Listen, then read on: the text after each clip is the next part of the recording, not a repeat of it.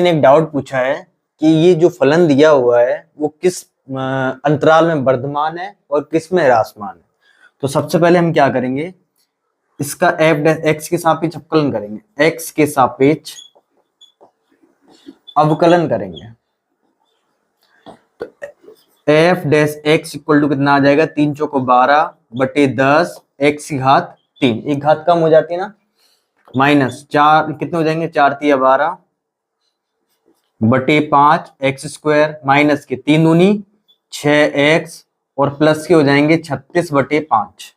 फिर क्या करेंगे, वर्धमान ह्रासमान के लिए क्या करते हैं, एफ डैश एक्स को हम 0 के बराबर करेंगे। तो 12 बटे 10 एक्स घात 3 माइनस के 12 बटे 5 एक्स स्क्वायर माइनस के 6x प्लस के 36 बटे 5 बराबर करेंगे 0 के। यहाँ लासा कितना आएगा, 10 के बारे में 10 एक बार आते हैं, तो 12 एकम 12 एक्स घात 3 माइनस 5 के बारे में 10 दो बार आते हैं, तो 12 दूनी 24 एक्स स्क्वायर माइनस के एक के बारे में 10 बार आएंगे, तो यहाँ पे 60 एक्स हो जाएंगे। यहाँ पे कितने हो जाएंगे, 5 के बारे में 10 दो बार आते हैं, तो 72 इक्वल टू आ जाएगा 0 के।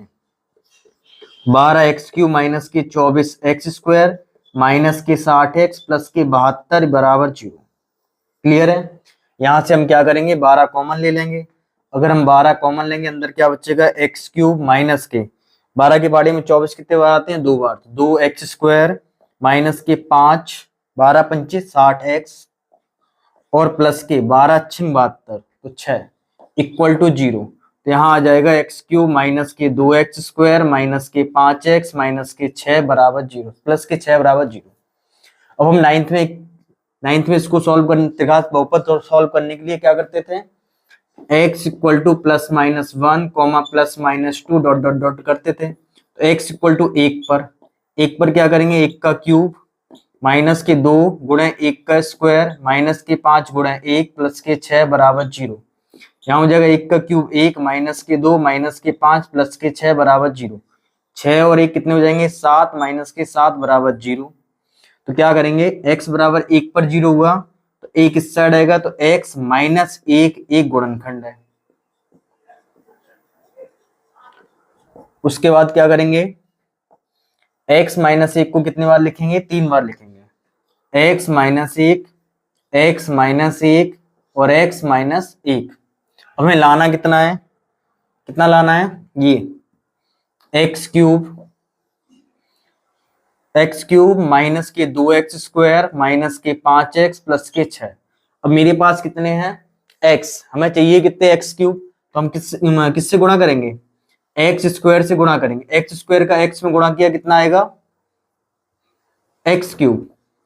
एक्स स्क्वायर का 1 में गुणा करेंगे तो कितना आएगा, एक्स स्क्वायर। फिर बताओ हमें कितने चाहिए, 2 एक्स स्क्वायर चाहिए और मेरे पास एक एक्स स्क्वायर आ चुका है, एक और चाहिए तो माइनस का चाहिए, तो माइनस के एक्स का एक्स में गुणा करेंगे तो माइनस का x square minus minus plus और एक्स।